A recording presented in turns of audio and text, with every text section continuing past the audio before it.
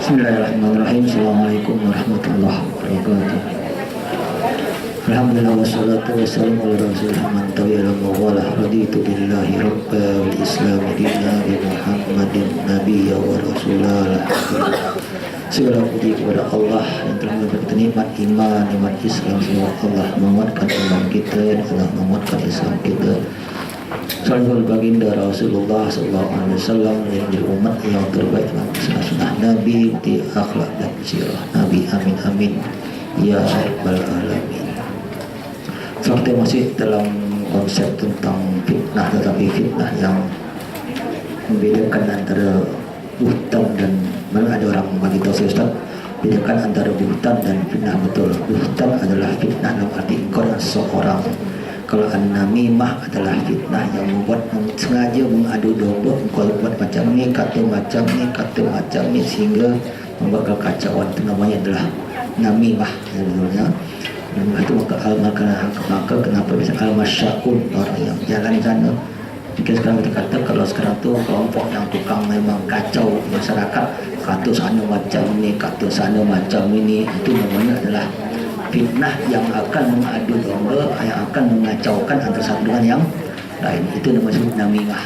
Namimah adalah fitnah yang sengaja kata sana begini, kata sana begini, sehingga timbullah perkelahian, pertentangan antara satu dengan yang lain.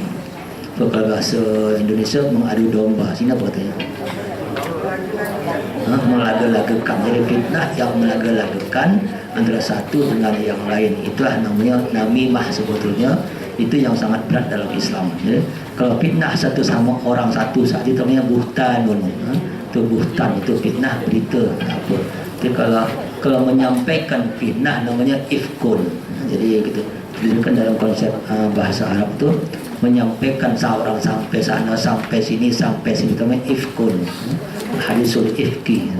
Tapi kalau buhtan satu orang dengan yang lain, kalau an-namimah adalah sengaja fitnah itu dibuat untuk mengacaukan suasana masyarakat. Kata sana begini, kata sana begini, ini berkait sesama dia, itu namanya an-namimah. Maka kan biasanya disebut al-masyaun. Masya' itu orang yang berjalan ke sana ke sini untuk, ya sekarang kita kata provokator gitu, ya. Orang yang sengaja melaga-lagakan orang, itu namanya adalah an-namimah. Itu kata Nabi adalah seburuk-buruk orang sebetulnya. Ala ukhbirukum bi syararikum qalu bala qala al-masyauna bin namimah. Aku beritahu kamu siapa yang paling kamu, orang yang berjalan membawa fitnah, membawa, jadi membawa-bawa, dia tukang bawa dia. Kalau itu di dalam kelompok sekarang ini sangat banyak. Zaman reformasi, zaman demonstrasi, itu paling banyak ini kerja ini. Ini kerja ini paling banyak, membuat kekacauan, membuat ini, membuat itu. Kata begini tak betul, ini tak betul, ini sekarang dan hari ini kata-katakan yang merusak sistem masyarakat inilah di hari ini. Masyarakat mengganggu masyarakat, ingin satu goal. Karena sekarang kalau saya membaca dalam bukunya Rand Corporation itu kan bagaimana mereka berjaya menjatuhkan Rusia, itu orang Barat menjatuhkan Rusia waktu itu dengan membuat NGO dan media-media melagakan satu sama lain. Itu kerja mereka dan berjaya.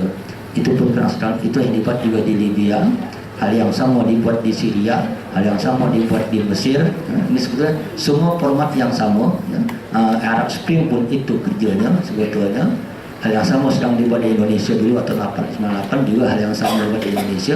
Kata ada Cina buat di tak ada semuanya untuk mengacaukan suasana. Itu seperti yang sama. Itu juga yang sedang dibuat di Ukraina sebetulnya. Waktu pilihan presiden tak setuju dijatuhkan lagi, kali ini sama sebetulnya. Kalau kita membaca dunia sekarang satu platform yang sama, kacau di mana-mana, ada satu rancangan yang sama. Dan inilah kerja namimah, masuk Nabi Namimah sebetulnya. Dan sekarang sangat banyak sebetulnya. Juga akan kumpulan padahal yang tak sukanya satu orang kat satu dunia. Ya, betul. Yang tak suka hanya 1-2 orang. Tapi kata media, ini adalah wakil semua rakyat. Kalau 2 orang yang tak suka. Yang rakyat diam tak cakap. Yang tak suka 2 orang bukan satu rakyat, satu negara. Ini kadang-kadang yang permainan ini, maka biasanya nama ini pun sekarang konsep apa? Konsep namanya dalam arti research. Jadi, menurut kajian kami, kata kelompok ini adalah ini lebih banyak. Bagi dia aja seorangnya sebetulnya. Yang dia kata dia ambil sampel dia hanya orang-orang dia. Dia anggap jadi satu sampel. Bahwasanya katakan penduduk ini tak suka memimpin ini. Padahal dia 3 orang yang tak suka. Dia kata satu penduduk. Ini kan namimah juga sebetulnya. Namimah dalam istilah ilmiah hari ini sebetulnya. Hati-hati. Namimah tu kadang tu mungkin dalam dulu Abu Jahal, Abu Jamil cakap, tapi sekarang ini kepada namanya bertingkat intelektual. Namimah bertingkat intelektual dengan apa? Hasil kajian riset. Bahwasanya masyarakat tak suka sama si pula, padahal yang tak suka hanya dia saja. Macam kadang-kadang pandai atau wartawan paling pandai itu. Ini ada 5 orang demonstrasi depan pagar KMBC. Ambil gambar seakan banyak dah. Paling 5 orang 3-4 baris sebut ambil sini. Ini adalah demonstrasi. Paling 3 orang, paling kosong semuanya. Kalau dia ambil satu macam ini nampak kosong, tak banyak. Ambil sini saya nampak banyak. Ini strategi sebetulnya. Ini strategi. Jadi kalau dia ambil orang depannya aja, nampak banyak. Kalau ambil sana dikit. Ada 3 orang musyawarah. Dia kata menurut kita ada beliau bukan duduk aja sebetulnya. Dia kata musyawarah. Ini strategi hari terbanyak dalam menghancurkan satu negara. Dalam menghancurkan satu negara. Ini sering dipakai oleh Barat. Kalau kita di atas sekolah satu negara, buat macam itu. Dia taja NGO. Tengok sekarang Malaysia apa yang jadi dengan macam-macam NGO sekarang tu, yang 68 NGO menolak tentang agama Islam menjadi prioriti di Malaysia. Komanggo, Coalition of Malaysian NGO. Hanya berapa? Hanya 68. Yang terdaftar hanya 25. Yang lainnya tak siapa-siapa. Persatuan penduduk lah, persatuan tukang sapu lah. Persatuan tukang sapu, jadi NGO. Dia angkat dia ke NGO ke barat. Dia kata infal tak ada pun di sini. Ini strategi yang sama hari ini sebetulnya. Yang sekarang dia belah Komanggo. Dulu namanya Komanggo, sekarang baru apa kelompok apa namanya baru gini kan. Yang si Ambiga grup ni. Negaraku Ambiga, negara si Ambiga. Kan negara Ambiga tu. Dia buat macam-macam, kumpulan semua orang. Yang kelompok Islam ikut pula. Ada sistem Islam masuk, siapa lagi? Ikram masuk, berapa orang yang kelompok Islam? IPF masuk, Muslim Persatuan Forum. Lagi Islamic Renaissance Front, IF masuk. Dalam kelompok di bawah si Ambiga. Negaraku Ambiga. Si Ambiga siapa? Kita tahu siapa si Ambiga tu.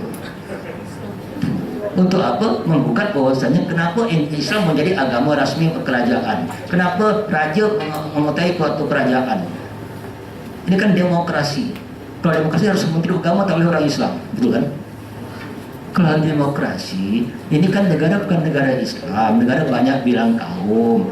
Jadi harusnya menteri agama tuh hari ini orang Islam, besok orang Hindu, besok orang Buddhis, besok orang Kristen. Kan demokrasi kan kacau. Tapi kadang kita punya hak, betul-betul hak, tapi ada hak majority, ada hak tuan rumah. Masa tuan rumah sama tamu sama-sama di rumah?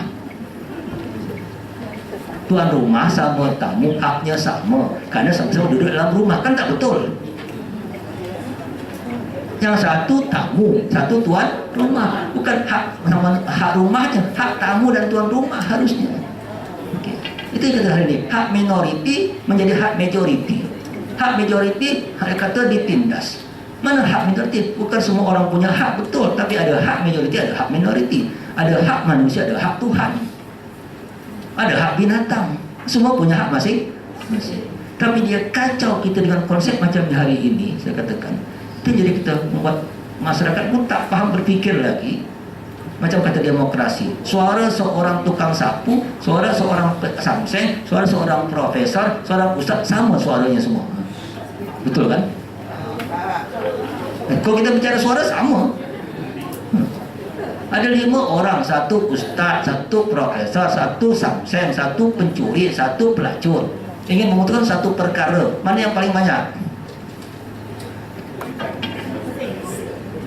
Maka kalau 3 kata tak betul, walaupun yang 2 ni ustaz sama profesor 2 kata betul, mana yang menang?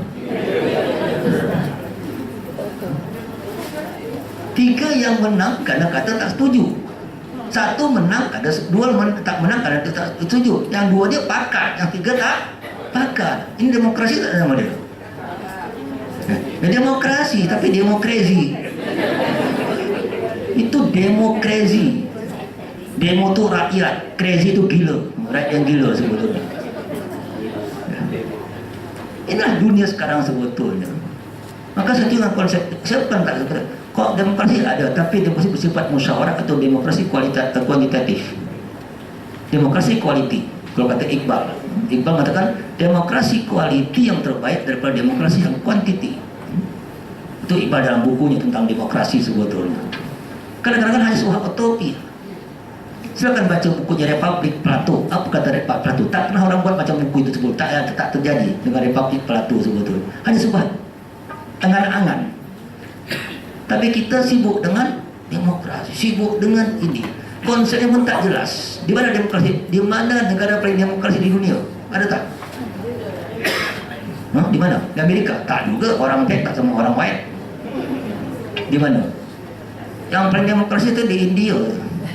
Kenapa? Lembu boleh jalan tengah jalan. Di India tu lembu kalau tengah jalan-jalan tak ada yang berani horn. Itu namanya demokrasi.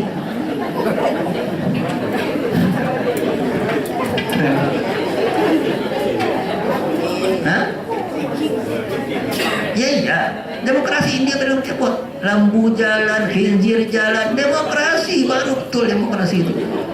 Semua masuk satu jalan. Kalau dia ada lembu, tak berani dia horn, kenapa? Tuhannya sempat dihorn, Tuhan marah kan macam mana? Demokrasi, mana mungkin demokrasi dalam arti semuanya sama.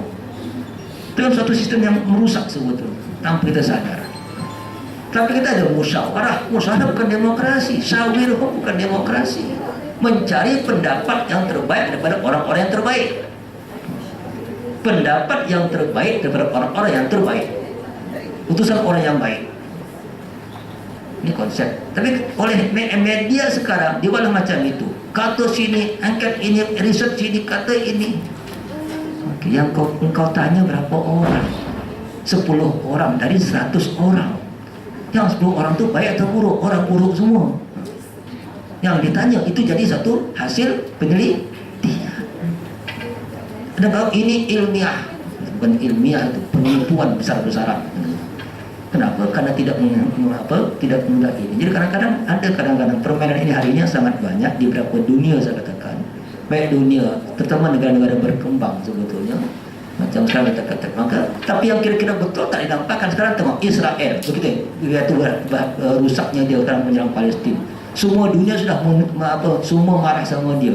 Kemarin Chicago semuanya satu jalan penuh orang-orang demonstrasi. King Sweden turun demonstrasi. Tapi tak nampak juga Israel tak nak. Dia bicara demokrasi, dia suka-suka dia, mana demokrasi? Dia suka-suka dia sendiri.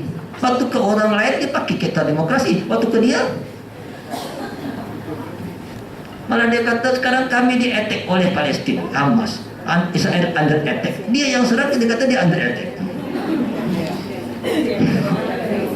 Dia yang menyerang habis-habisan negara yang tak punya apa, dia kata dia under attack. Apa attack kepada dia? Itu kadang-kadang kita kata hari ini permainan masyarakat bin ini hari ini itu modelnya. Dulu modelnya mungkin jalan sana jalan sini, belum ada internet, belum ada media, belum ada, itu zaman dulu. Sekarang ketenaga itu hati-hati karena ini paling bahaya sebetulnya. Apa akibatnya teman-teman? Maka kami jangan katakan kami sedang jalan pada suatu perjalanan dan suatu kuburan, dan ada kuburan sedang disiksa karena dosa besar. Apa itu maksudnya? Satu tadi fitnah mimah tadi, fitnah melagakan orang dan karena tidak membersihkan air kencing. Dia dah faham, semua orang dah tahu hadis ni insyaAllah. Yang Nabi jalan, tengok ada 2 orang disiksa. Karena apa? Karena masalah kencing. Satu, kedua masalah namimah, iaitu fitnah melagalkan orang. Akhirnya Nabi ambil pelepah kurma, Nabi tanamkan ke kuburan tersebut. Nabi kata selama pelepah kurma ini masih basah, akan meringankan siksa kubur orang tersebut. Itu pun jadi alasan sekarang orang supaya tanam pokok di atas kuburan. Tapi tanah tambah orang yang sangat pandai sekarang bukan pokok ditanam, tapi bunga yang kristal sama. Hah? Tabur bunga itu apa? Itu bukan tabur bunga, saya tanam bunga. Hah? Tabur bunga itu apa kan? Kira-kira bunga itu apa buat dia tabur itu? Nabi itu ambil pelepah kurma, letak tanam rumput baik tanam rumah lah. Kalau mau dia hidup tak rumput. Tapi jangan pula sekarang hebat sekali. Ada kira tu ada bunga satu kristal, satu bunga kaca. Yang pening kepala saya ni. Gila si kristal bercakap lagi ni. Kadang-kadang kita apa konsep Nabi tanam? Karena pokok itu bertasbih. Pokok itu bertasbih. Itu poinnya. Pokok itu bertasbih. Kalau dia bertasbih berarti meringankan orang di bawah sana. Karena pokok, bukan karena pokoknya, karena tasbihnya. Sama dia hidup. Maka sekarang kalau dia, engkau kira-kira saya tanya maka sekarang, kalau tabur bunga saya tanya, kira-kira bunga tu tasbih lagi tak? Atau kau potong-potong bunga tu? Ini kembali kan? Kau dah terpotong-potong bunga tu bertasbih lagi tak?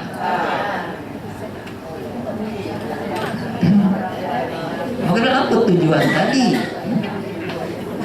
Karena bunga tadi sudah diambil pada pokok, sama tukang jual dipotong-potong. Macam-macam bunga pun di situ masuk satu. Karena kan bisnis paling enak akhir raya itu. Jual bunga hari di atas depan kubu. Tapi apa guna? Hah?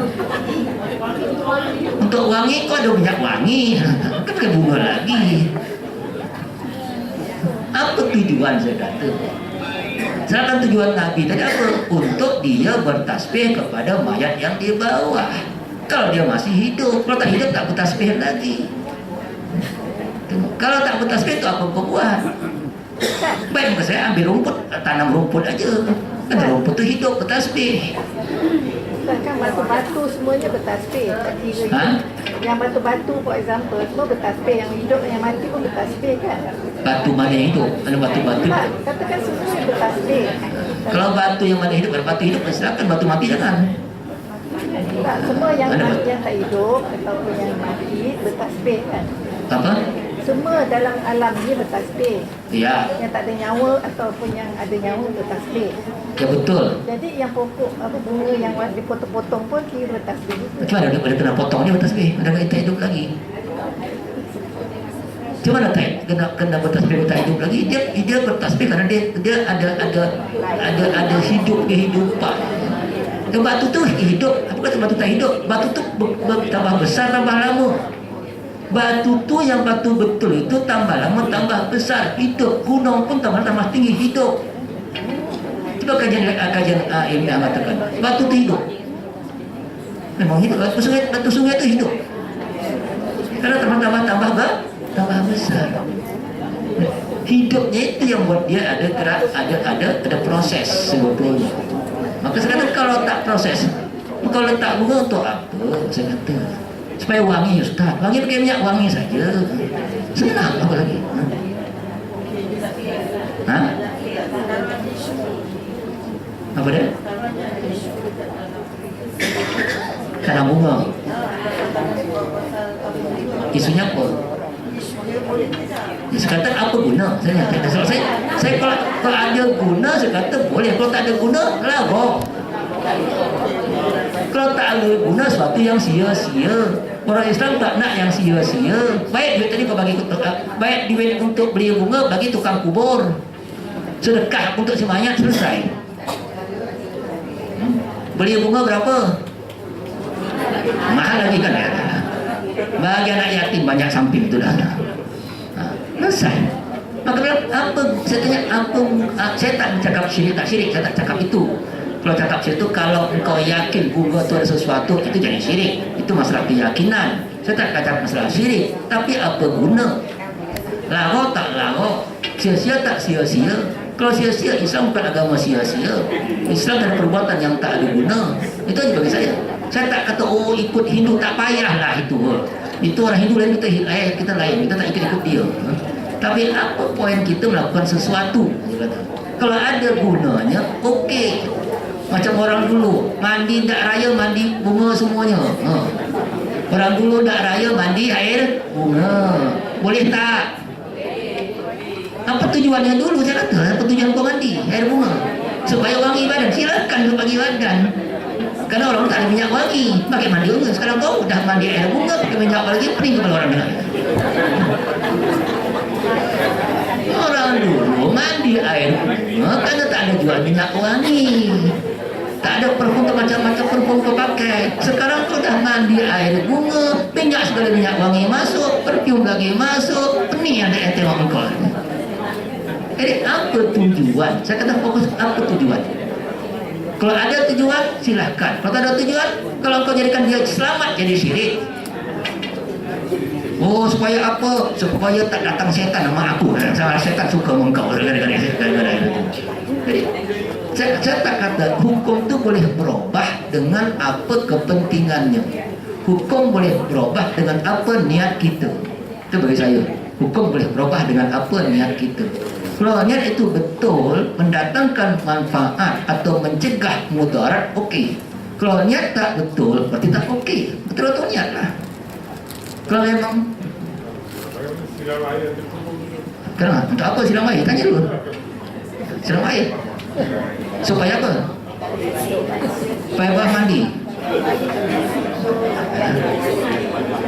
Kenapa tujuan siram air? Orang dulu siram air itu supaya tanah itu rapat. Senang kan? Kalau kau kenapa siram air? Supaya pokoknya hidup, alhamdulillah, siramlah air, dah selesai. Apa tujuan saya kata? Apa siram air ini? Supaya rumput-rumputnya tambah hidup terus. Karena sekarang tak hujan-hujan. Alasan setuju. Jadi kita tengok apa Islam itu sesuatu dengan alasan yang jelas. Kalau siram air kenapa? Air di bawah minum mustahil, tak tahu. Apa? Kalau memang makul itu satu yang kita terima alasannya, tak kisah dalam Islam sebenarnya. Tak kisah. Selama tu engkau tujuannya betul. Karena saya pun tak berani kata ini syirik. Bukan soal syirik, itu soal niat. Soal niat apa tujuannya. Oh kita tak pernah ikut Hindu, tak ikut Hindu. Bukan itu. Tapi kalau apa tujuannya dulu? Macam saya kata, waktu kita baca selawat, apa tujuannya? Jadi kita harus tahu, karena Islam itu adalah ilmu agama yang sesuatu itu dilakukan dengan tujuan yang jelas.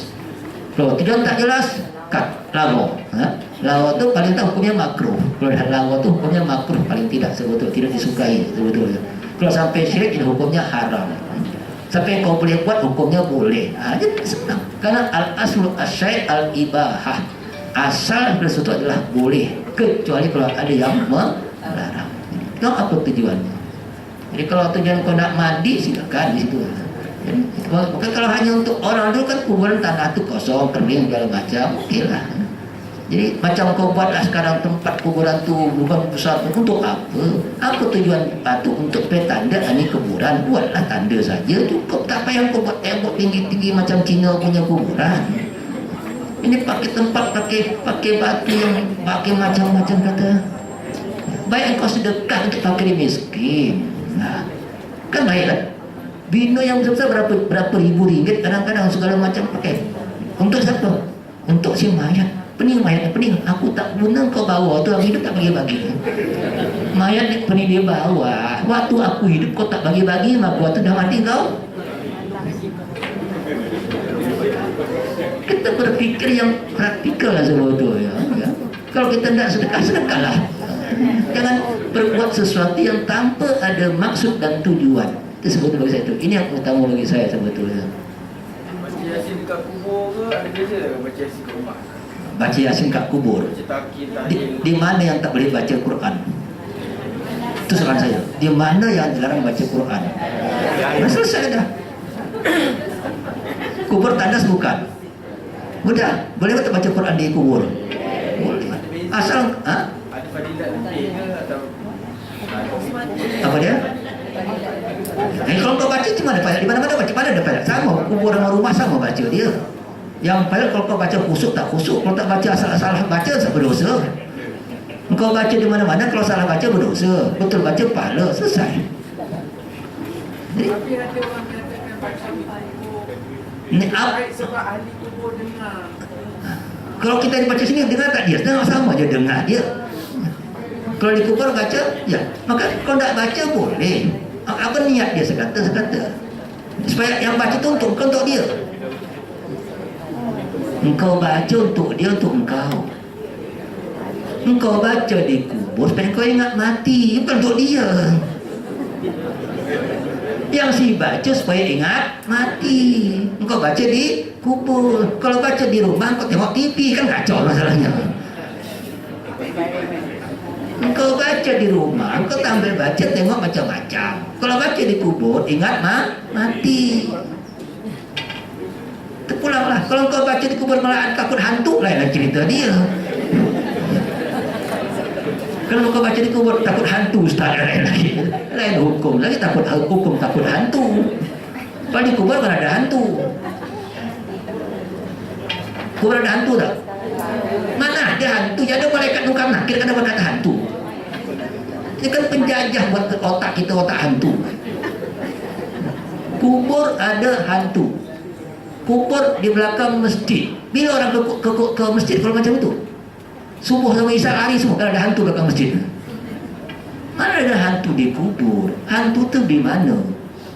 Di mana-mana. Tak payah kubur pun, kau di rumah kau ada hantu. Kubur tu hanya ada malaikat mungkar dan nakir. Jelas. Siapa yang buat imej kubur tu satu yang menakutkan? Malah orang kafir, kuburan tu taman, indah kan? Kita kuburan tu satu yang menakutkan. Ada pokok-pokok macam kambon, pokok ada macam-macam pokok di dalam tu. Oh, bunga ini. Imej yang dirusak. Gitu. Jadi kenapa ke kuburan? Lidzikral maut, untuk ingat mati sebetulnya. Itu poin utama. Bukan untuk bercakap sama si mayat. Mana ada Ustaz, kita cakap mayat. Untuk apa aku cakap mayat? Pakai handphone ya cukup.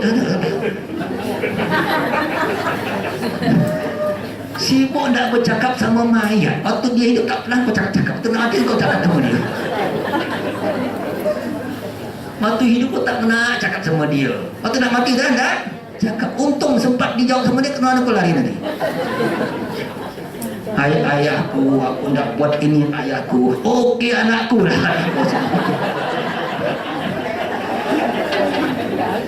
Tak payah cakap lah kau sama mayat. Kau nak doa-doa lah. Kita kadang-kadang heran saya kadang-kadang. Udah jelas itu, jelas sudah. Oh, kalau dia tahu, dia supaya tahu. Tanpa kau cakap pun dia tahu. Orang malaikat tiap hari bagi tahu dia apa yang kau buat di dunia. Orang mati tahu apa yang kau buat di dunia. Ada CCTV di sana. Dia ada CCTV, dia pasang di rumah kau, masuk ke kamar dia di sana. Siapa tak tahu? Orang alam barzah tahu apa orang di dunia. Baru pening kepala kan? Jadi kalau suami kau dah mati misalnya, isteri kahwin lagi, tahu dia.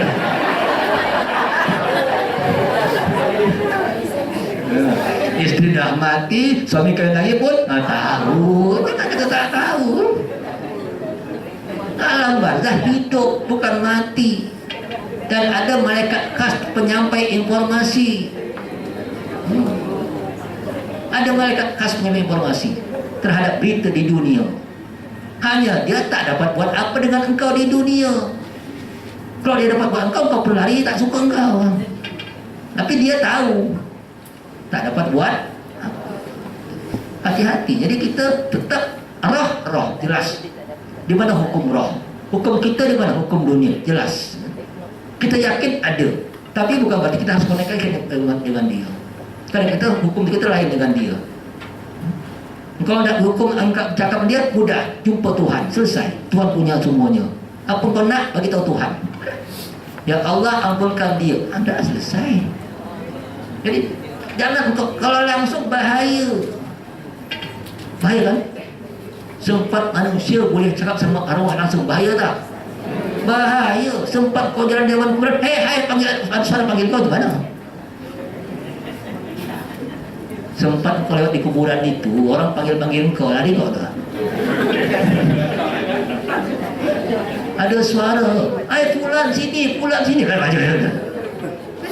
Jangan kita minta yang tak perlu. Allah buat kita tak nampak malaikat, alhamdulillah. Tak nampak jin, alhamdulillah. Sempat nampak malaikat, tak dapat duduk semuanya ni.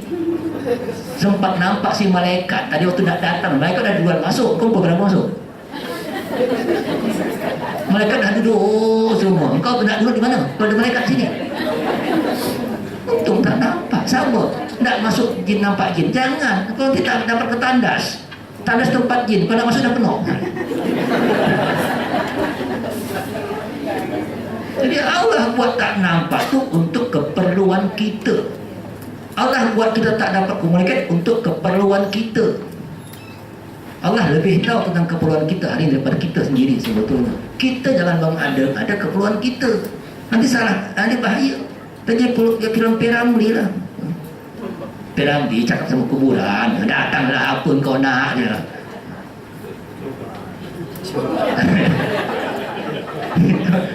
Supaya faham lah, memangnya tahu saya dah raya ni banyak orang ke kuburan macam-macam lah. Kuburan silakan ziarah, tutup untuk ziarah, doakan dia, tutup. Itu aja. Kalau ziarah silakan, doakan dia. Jangan engkau malah minta dari dia tak dapat buat apa dengan engkau sebetulnya. Itu ziarah diharuskan dalam Islam, dimulihkan namanya ziarah. Oh, ziarah kenapa orang ziarah hari raya, Ustaz? Karena hari raya itu dia orang kuburan kena siksa lagi, bukan karena masalah rayanya. Bulan puasa malaikat off, waktu dengar takbir on. Jadi engkau rasa simpatilah sama dia, itu datanglah engkau ke kuburan untuk doa sama dia, itu saja, bukan karena raya. Jadi engkau jangan sampai dia susah lagi, engkau berdoa sama dia di rumah pun boleh. Karena itu onnya siksa mulai kembali, selama puasa off semuanya. Jadi supaya adalah simpati sama roh sikit katanya. Tapi itu lain, kalau tak apa, yang penting kau baca doa. Ingat ayah, ikut ingat emak. Engkau datang pun okey, tak datang pun okey. Asal bagi SMS saja. SMS doa, kan SMS Allah maghfirlahu warhamhu wa'af. Kan SMS doa namanya. Si penyampai si malaikat, ya udah selesai. Untung tak jawab langsung SMS engkau. Masuk SMS aku okey, terima SMS engkau. Lah hilang kau semua. Okey, pincak-pincak. Maka tengok azab kubur tu betul pada dusta itu menghinggamkan wajah dan fitnah akan menerima azab kubur. Azab fitnah dan hasad di dalam api neraka tidak akan berkumpul di hati seorang mukmin. Jadi sebetulnya orang mukmin tu kalau dah hasad, udah fitnah, sudah tak mungkin. Kalau engkau orang beriman, tak mungkin berkumpul. Tapi dah sekarang bayangkan, ni hati orang mukmin tak akan berkumpul antara fitnah dan hasad, kata hadis Nabi. Yang kita katakan pening, orang beriman, orang Melayu biasanya ada fitnah dan kan PSD, fitnah, hasad, dengki. Melayu kan PSD, fitnah, hasad, dengki. Oh, dah lengkap itu semua dah. Kalau tak itu tak Melayu gitu. Asal Melayu itu orang yang jujur, orang yang sabar. Itu Melayu zaman dulu. Orang yang amanah, itulah Melayu sebetulnya. Sekarang ini Melayu itu Melayu yang hasad, dengki, fitnah, malas, beli. Hal itu bukan sifat Muslim. Maka jangan Melayu sangatlah. Jadi Muslim lah. Saya Muslim. Karena kalau Melayu jadi Layu. Melayu jadi Layu. Maka Muslim lah. Jadi Muslim, Melayu Muslim. Melayu Muslim itu Melayu yang berani, Melayu yang tegas, Melayu yang khidmat, Melayu yang sabar, tolong menolong. Itu Melayu Muslim zaman dulu sebetulnya. Itu harus kita kembangkan melalui yang toleransi dengan orang lain, yang buat nolong orang seringan mungkin menolong. Itu Melayu betul zaman dulu. Tengok orang susah langsung tolong, itu Melayu zaman dulu. Tapi Melayu sekarang kadang-kadang udah rusak dengan sistem, bukan jadi Melayu lagi. Karena dulu Muslim, Melayu itu Muslim, automatically Melayu Muslim. Sekarang Melayu banyak tak? Islamnya tak masuk. Dulu Melayu masuk Islam, sifat Islam masuk semua. Karena bukan dulu semua sifat Islam dimasukkan dalam kategori Melayu.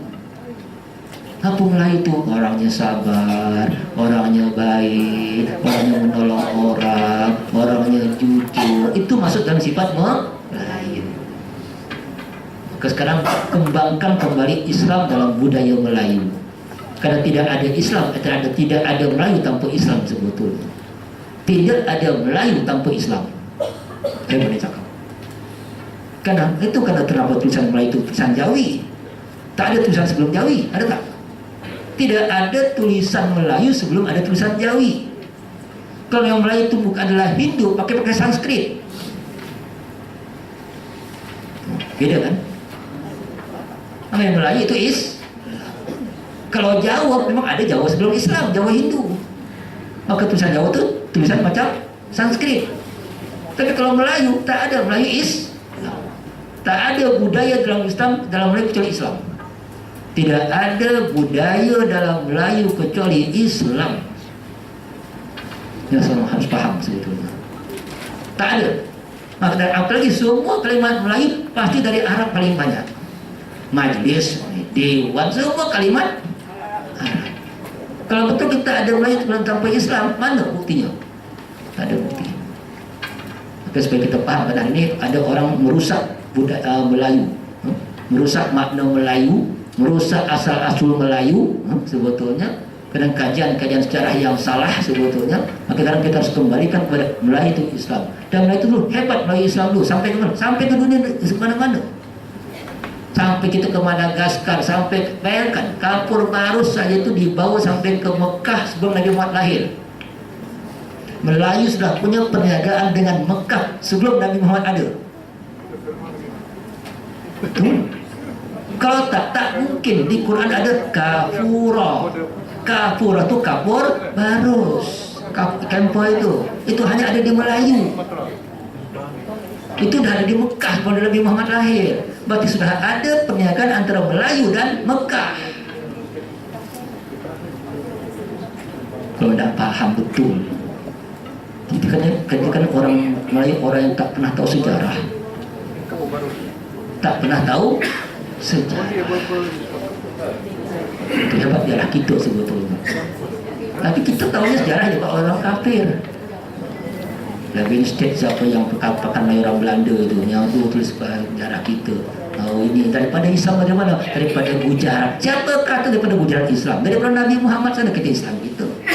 Tahun berapa Islam masuk ke Melayu? Abad berapa Islam masuk ke Melayu? 1400. Dekat sangat. Sebab abad 7 sudah masuk ke Melayu. 7 tahun 700 sudah masuk ke Melayu Islam. Tahu? 700 itu tahun siapa? Utsman bin Affan. Sudah masuk ke Melayu Islam itu. Bukan abad ke-13 masuk ke Melaka itu gila itu. Habis ditipu kita.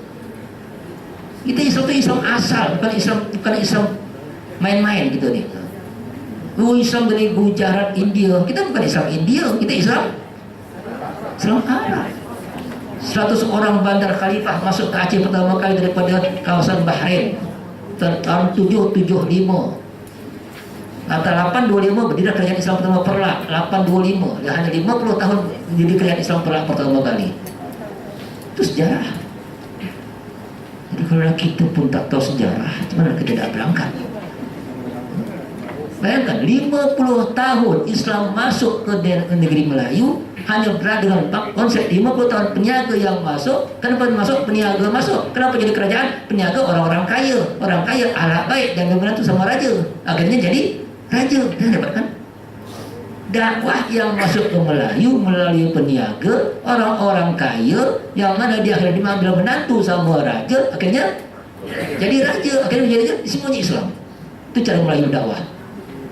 Itu cara Melayu berdakwah. Tidak ada di dunia macam Melayu macam itu. Dia bukan masuk orang kampung, tak, peniaga, jujur, kaya, beriman. Peniaga yang jujur, kaya, beriman. Kita sekarang peniaga Melayu.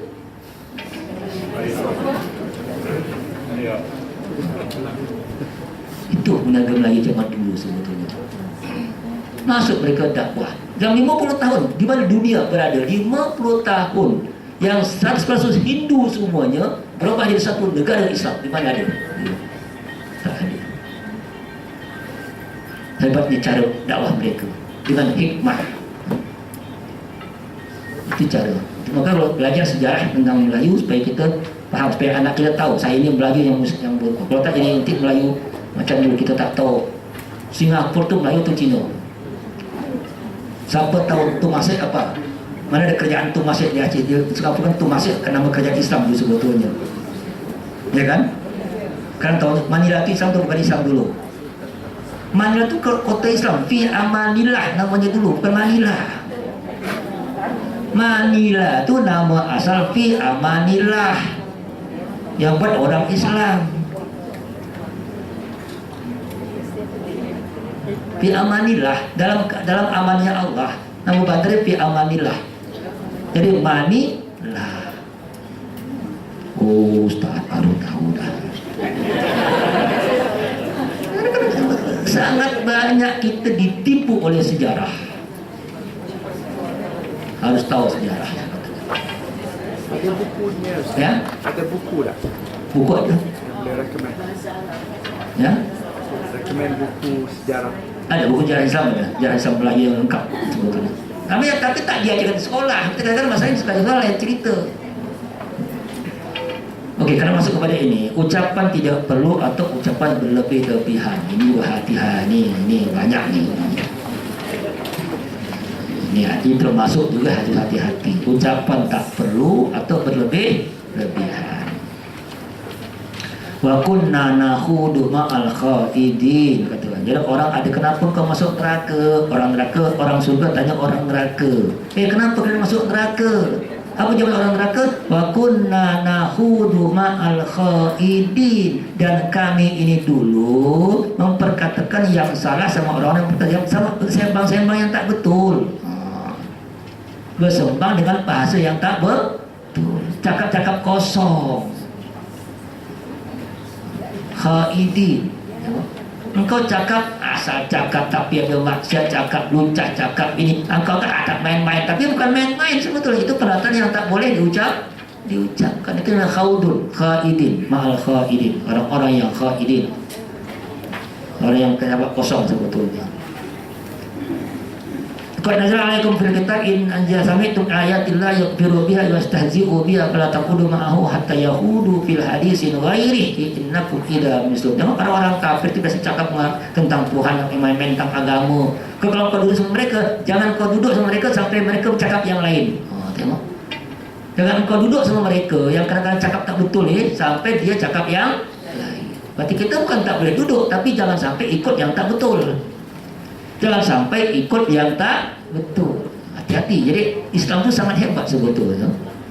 Dalam bergaul itu kita tengok siapa kita gaul. Okey. Dan jangan sampai dalam kita kena pengaruh yang tidak baik. Tapi bergaul tetap. Jangan sampai terpengaruh yang tidak baik. Itu maka kenapa macam dalam surah Al-Furqan tu wa idza marru bil lagwi marru kirama.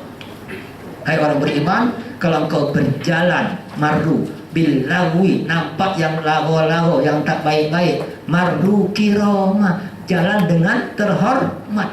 Artinya terhormat tak terpengaruh, tidak terpengaruh. Ini sangat penting ya. Seorang muslim tidak boleh terpengaruh dengan sesuatu yang tidak baik dalam dirinya. Dia boleh jalan, tapi jangan terpengaruh. Itu muslim. Hari ini terjadi muslim itu sangat mudah terpengaruh. Sangat mudah terpengaruh. Siapa anak muda kita? Kenapa mudah terpengaruh? Kita tak bagi dia identiti. Apa itu identiti? Tengok surah Al-Bayyinah. Kan surah identity, Al-Bayyinah, penjelasan surah identity. Apa dua di Al-Bayyinah itu surah Al-Bayyinah? Satu Syarul Bariyah, satu Khairul Bariyah. Siapa Syarul Bariyah? Orang-orang kafir. Siapa Khairul Bariyah? Orang-orang Islam, orang beriman dan beramal soleh. Saya ini siapa? Saya Khairul Bariyah. Itu Syarul Bariyah, jelas. Kita punya identity, penjelasan, kejelasan diri siapa. Baru engkau boleh punya kehormatan diri.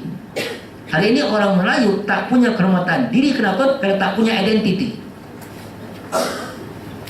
Engkau kumpul sama kawan-kawan semua, oh jom minum arak, jom, tak ada identity. Kalau jom minum arak, oh tak, aku Muslim, aku minum teh saja, okey, identity. Orang akan hormat engkau karena engkau punya identity. Tapi kalau engkau jom ini, orang pun dia kata Islam tapi minum arak, tak ada nilai depan manusia lain. Ini harus jelas kita. Karena bagi saya hari ini, berikan kepada anak kita identiti Muslim. Karena akhirnya mereka malu mengaku Muslim, malu menampakkan saya Muslim.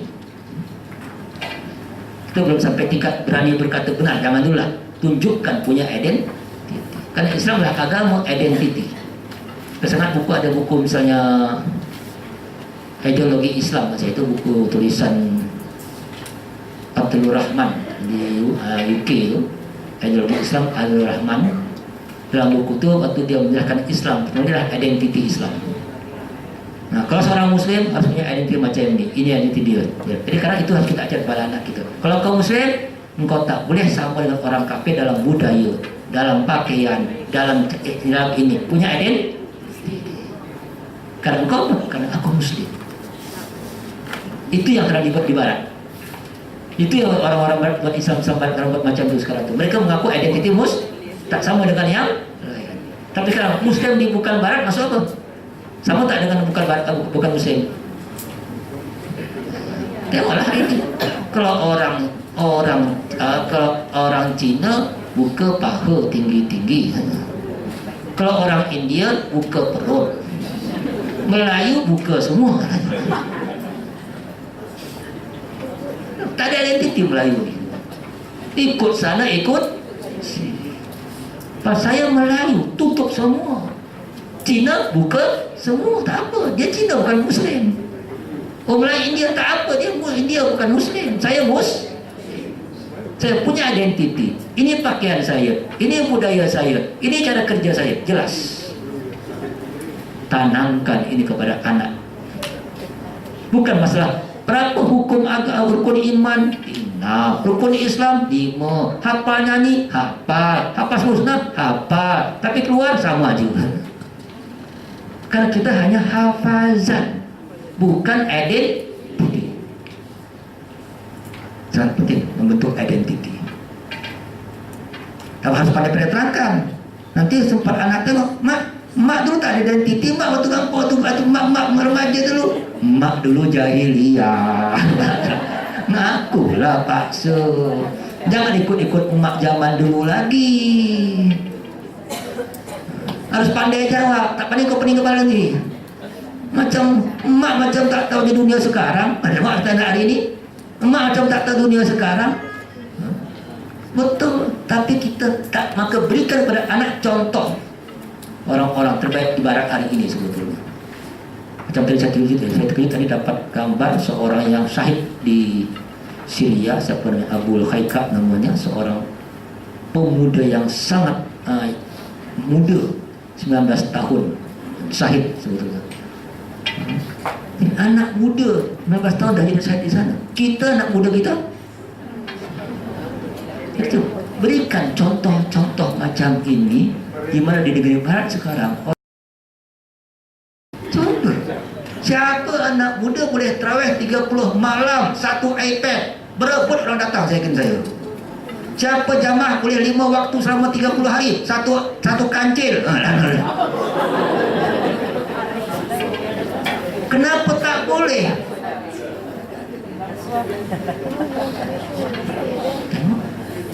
Daripada kau buat buka berapa ribu satu bulan, makan je tahunya, tak ada lain. Cara yang positif. cari lebih baik. Ya, saya ingin cari, tak ada, belum dapat masjid macam tu buat. Coba buat macam itu. Dulu saya pernah buat tuh ya di Arun dulu, semuanya kita buat di Masjid Arun macam itu dulu. Anak muda supaya ke Arun masjid itu kita buat tiap malam tuh ada kuis, pertanyaan. Siapa dapat jawab dapat hadiah langsung malam tarawih. Ramai yang datang. Bagi ada, karena ada tarikan ke masjid. Ini kan dia tarikan ke kafe sana, bukan ke masjid tarikan dia. Kenapa? Sana menarik, sini tak menarik. Kenapa masjid kita tidak aktif hari ini? Banyak peluang, sangat banyak. Duit banyak, kita banyak duit, boleh pakai. Tapi kan duit kemana lari dia? Paling-paling ganti cat, ganti karpet, itu aja kerjanya. Ya, masjid tiap tahun dicat sana, cat sini. Habis duit ke sana. Tarik anak muda ke masjid, macam mana caranya? Orang tua tak payah tarik lagi, dalam hati semua. Ya, kalau orang tua tak masuk masjid, teruk sangat masuk dia dah. Payahlah, biarkan dia mati dia sana. Tapi anak muda generasi ini tarik ke masjid. Apa yang kita buat dengan anak muda kita hari ini? Ya, itu maka buat sesuatu yang menarik. Selama cuti sekolah, siapa yang boleh ke masjid tiap 5 waktu solatnya dapat hadiah ini. Dibolehkan dalam Islam. Ustaz nanti niat ikhlas, soal ikhlas nanti belakangan ikhlasnya. Sekarang datang dulu. Jangan jawab niat dulu, datang dulu yang penting. Engkau pun tak ikhlas juga datang kadang-kadang. Ini namanya adalah cara menarik. Terus kata kita ni harus jangan kalau kaku hari ini kita setengah. Apalagi saya tak dapat di sini masjid yang ada semuanya. Masuk masjid tu ada masjid, dia ada auditorium, dia ada teater roomnya, dia ada sukannya, ada lengkap harusnya. Belum ada Islamic Center, ada di barat sekarang Islamic Center semuanya ada. Kita di masjid kita hanya tempat pulang masuk hanya zikir, pulang tu haus cari kedai mamak juga. Nah, alhamdulillah ada gufran sampai ada kafir, alhamdulillah. Tapi masih itu saja. Berapa banyak masjid yang kacau macam ini? Tarik anak muda supaya jangan jauh bodoh, jangan mereka cakap tak betul kan. Kalau masuk masjid cakap betul kan. Baru tahu kenapa rahasia orang Minang zaman dahulu kalau anaknya balik pasti di mana tidur dia? Surau. Anak masyarakat Minang zaman dahulu kalau sudah balik anak tak boleh tidur di rumah laki-laki, tidur di surau. Akhirnya dengan suasana surau dia dapat ilmu, cakap yang baik, suasana surau. Karena anak udah balik, di mana tidurnya? Lepak sana, lepak sini. Suasana apa? Suasana lepak yang rusak. Siapa yang salah? Kita yang salah. Tengok. Kenapa salah kita? Karena masjid kita tak menarik orang. Masjid kita sekarang menarik pelancong. Masjid kan untuk pelancong. Tengok sana, tengok sini. Sekarang pening pada saya tengok jumlah bilangan pelancong dengan bilangan orang sembahyang mana lebih banyak? Pelancong lebih banyak daripada orang sembahyang. Orang sembahyang satu saf, pelancong udah tu yang pelancong hampir tak ada tahu. Harus ada pelancong ini Islam, ini bagi dia buku Islam, supaya dia tahu Islam. Ini trik sebetulnya harus kita lakukan dengan supaya jangan ada ucapan jadi umat kita ni lepak sana, lepak di masjid tak apa, duduklah sampai pagi, silakan. Dia mulai ambil minum teh tarik. Tak apa, tapi lepak di masjid, duduk di masjid. Ini penyakit, kadang-kadang masjid pun penyakit. Dilarang tidur, dilarang baca. Buat apa kalau tak boleh tidur baca? Ada satu masjid di KL tu dilarang tidur, dilarang baca. Sudah, kalau tak boleh baca apa dibuat? Cara kita pun memanage masjid tak betul hari ini udah. Kalau pun dalam masjid semua buku ada, ini Yasin aja adanya dah. Saya ada satu masjid sama habis masjid di Samarinda itu, masjid besar, dibuat perpustakaan di dalam masjid perpustakaan. Jadi orang nak masuk harus melewati buku-buku yang banyak. Sehingga orang sambil duduk tu ambil buku baca, ambil buku baca. Alhamdulillah. Kalau hilang pun alhamdulillah, kenapa dibaca? Kalau tak hilang malah. Kita kan kadang-kadang, Ustaz nanti hilang Ustaz. Alhamdulillah. Kenapa? Berarti dibaca. Daripada tak hilang-hilang. Ini dia baca apa? Yasin. Saya macam mana? Yasin. Alhamdulillah baca Al-Quran. Dia sampai tu ada buku banyak. Alhamdulillah. Tak tahu sama dia baca, tak ada baca. Ada pula, ada buku tak ada yang baca. Ada yang tak baca, tak ada buku. Ini cara mulai. Cari buku yang baik lah. Bukan hanya buku agama. Islam bukan hanya agama saja. Buku lain. Sains ada, teknologi ada. Cari buku yang, karena Islam itu agama semua. Ingat kan? Kita ni kan bukan agama. Tahunya hanya ibadah, tafsir. Ini aja, tak ada lain. Dengan Quran, dengan sains, teknologi, masukkan semua orang tahu. Jadi anak Islam anak yang hebat sebetulnya. Jadi kita bentuk, jangan sampai mereka lawak, cakap sana kosong, tak ada. Maka la khaira fi min najwahum ila man amara bi sadaqah au ma'ruf au islah. Tetapi tidak ada kebaikan dalam bisik-bisik kecuali dengan bisik-bisik nyuruh ke sedekah, nyuruh kebaikan atau mendengarkan antara manusia. Jadi kalau bercakap boleh, kata boleh, bisik-bisik boleh, bercakap boleh, kembang-sembang boleh, tapi yang baik. Amar ma'ruf nahi munkar, yang tentunya untuk sedekah, yang untuk menolong orang, untuk islah manusia. Silakan, cakaplah.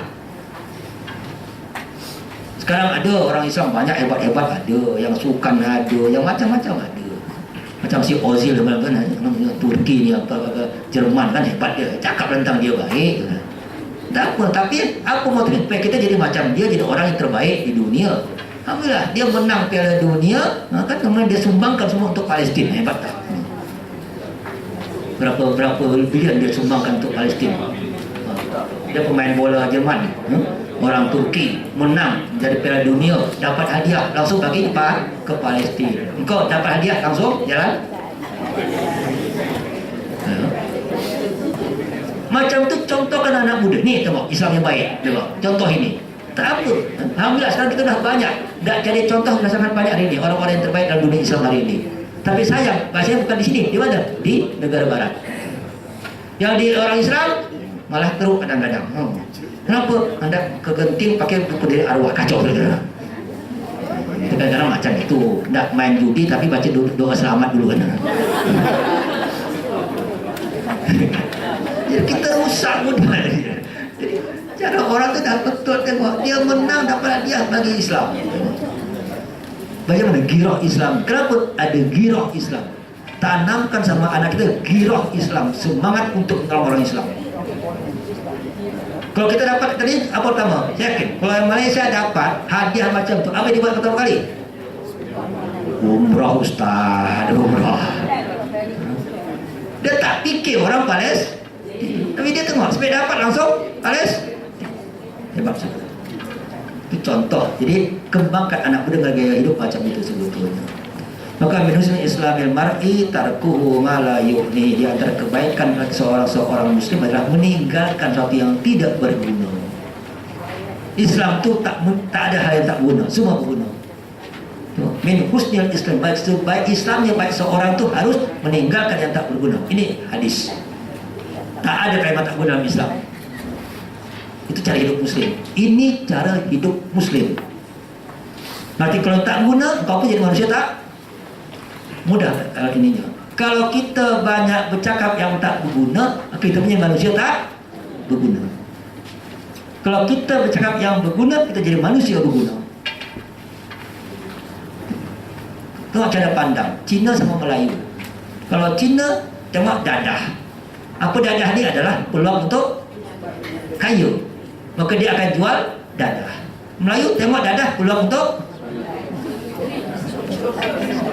suka-suka, maka pakai dadah. Yang jual Cina tak pakai, Melayu macam tu. Anak Melayu, anak Cina jual punya kedai. Kalau anak Cina punya kedai, anak suruh belajar jualan di kedai. Anak digaji dengan kedai, dapat duit dengan kedai, beli barang dihitung. Kalau anak Melayu punya kedai, biasanya anak makan apa saja free. Akhirnya kedai bankrupt gara-gara si anak. Tengok, cara udah salah kita memandang. Oh sayang anak tak aku bagilah semua. Akhirnya anak ambil semua, tapi Cina kerja dulu baru dapat. Ini cara memandang. Kita hari ini tengok filem Melayu. Filem Melayu filmnya hanya hasad, dengki, mobil mewah, rumah besar. Dah. Filem Cina tengok susah kerja ini menjadi orang. Datang film India, nah, nyanyi sana nyanyi sini. Yang perempuan tukang nyanyi, yang laki-laki samseng. Hidup itu.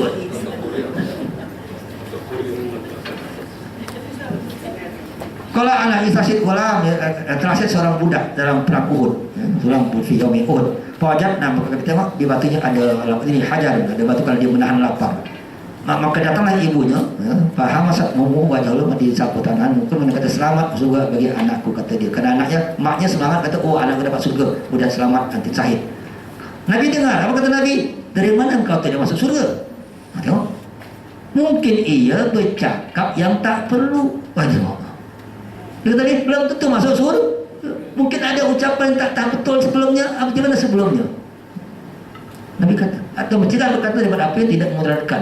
Jadi apa ucapan dulu? Maka kenapa hampir tengok-tengok hari ini orang yang syahid di Palestin, orang syahid di Syria, hampir semuanya kalau tengok kepada masa lalu orang baik-baik semua.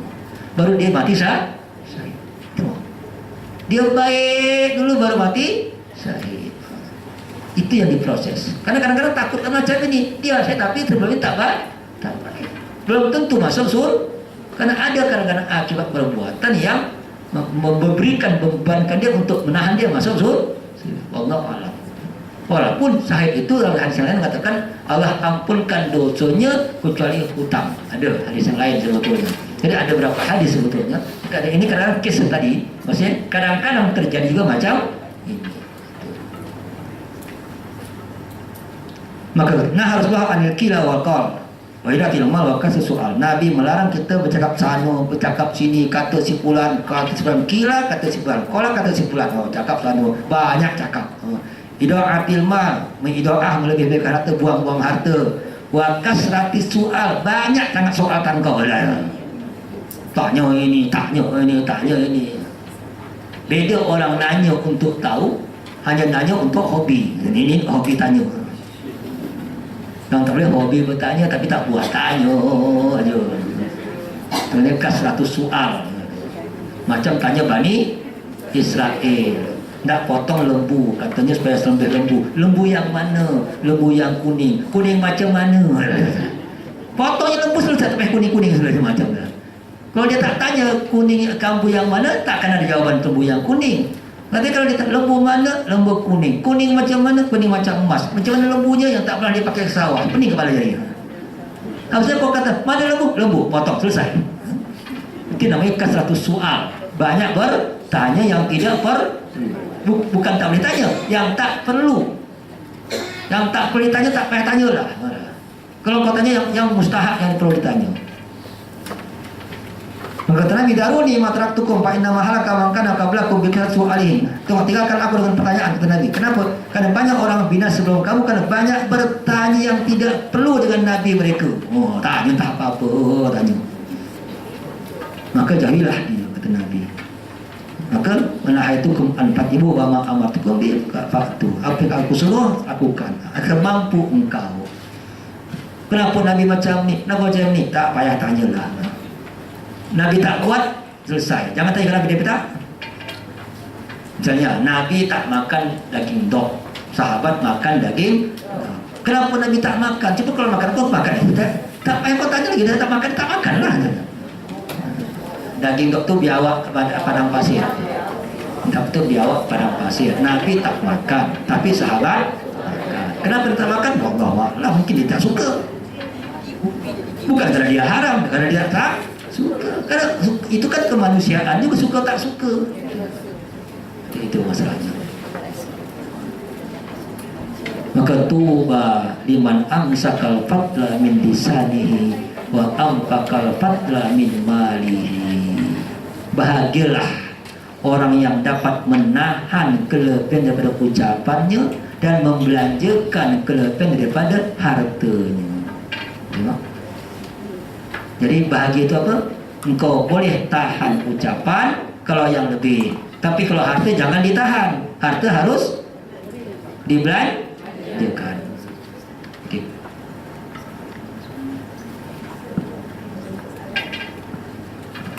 Assalamualaikum warahmatullahi wabarakatuh. Maaf mengganggu ya. Ada satu kereta bernambah WVE 6038 yang blok ban jenazah sekarang nak keluar. Tolong kalau ada empunya dekat sini, tolong alih sebentar. Terima kasih ya. Saya ulang sekali lagi. WVE 6038. Ada ya? Terima kasih.